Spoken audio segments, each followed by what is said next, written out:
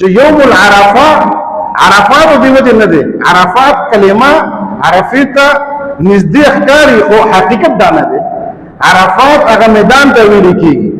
چې کوم میدان کې خلک راجمع کیږي نهم ذی الحجه باندې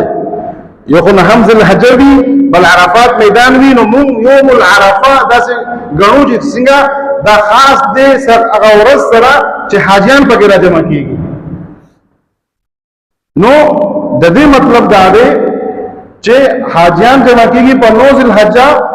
او 9 ذی الحجه فضیلت کې یو فضیلت د دې وجه هم چې حاجیان پکې جمع کیږي یو وجه دام ده خودینه علاوه هم د دې ورځ ډیر فضیلت دي نور وجوهات هم دي نو د نهم ذی الحجه د دې خپل علاقو کې ودا ورځ برازي څنګه چې د موزله اوقات دي چې هر علاقه کې خپل وخت باندې بموز کو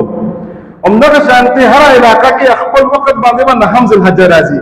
نهم ذی الحجه تعلق د تاریخ د ورځ سره دی د حاجیانو کرامو د جمع کېدو سره نه دی که حاجیان صاحبان جمع کیږي نو ډیر ملکونه داسې دي چې حاجیان صاحبان زوال نه بعد البته جمع دي نو هغه ملک شپه ده نو شپه کې به دې څنګه روزه ساتي شپه کې خدا عرفه ورځ نشي کېدی یوم خدا نشو ورځ خو نشو نو په دې وجه باندې دا خبره د نظام خبر کې چې څنګه د موضوع اوقات د هر علاقې خپل دي دغه شانته د ورځې هم د هر علاقې خپل دي یکم شوال یکم ذی الحجه لسم ذی الحجه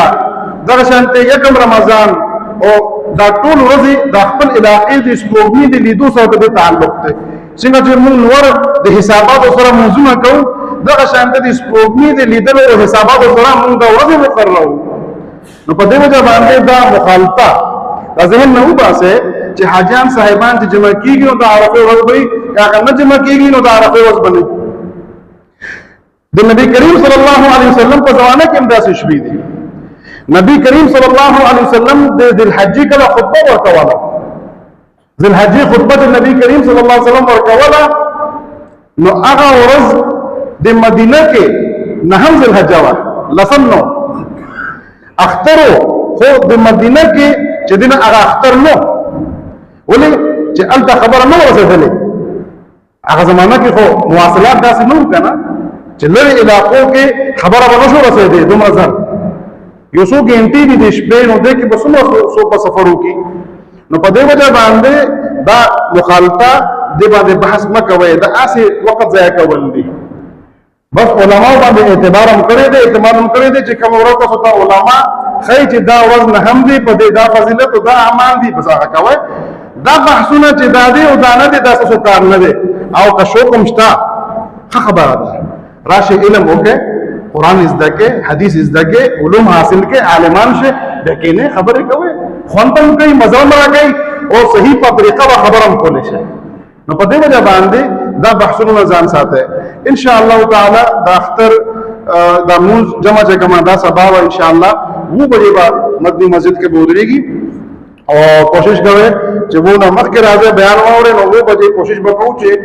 فکس وہ بجے دا موز ودرو داخل په قرباني نه کوي هغه کې وخت لګي او دا موز طریقه عموما دا موزونه کار کې دوزل راځي نو عمومي موز نه دي په دې خلکو نه بعض وخت ایرشي نو داګه طریقه به ازدکه چې دې کې شپږ زائد تکبیرات دي یو تکبیر دې کنه الله اکبر مون تکبیر تحریمه وایو د موز په شروع کې بیا رکوع ته تکبیر وایو سجده کې تکبیر وایو سجده را پاسو تکبیرات وایو دا عام تکبیراتونه علاوه زائد تکبیرونه شپږ دي درې اول رکعت کې دي درې دویم رکعت کې دي اول رکعت کې چې کوم درې دي چې کله امام تکبیر تحریمه وایي مو شروع شي نو ثنا به وایو سبحانك اللهم وبحمدك چې دا مو وایي امام چې وایي هغه نه بعد به امام درې تکبیرات به وایي نو هر تکبیر سره لاس اوچتو او لاس به پرېږدو اول تکبیر سره هم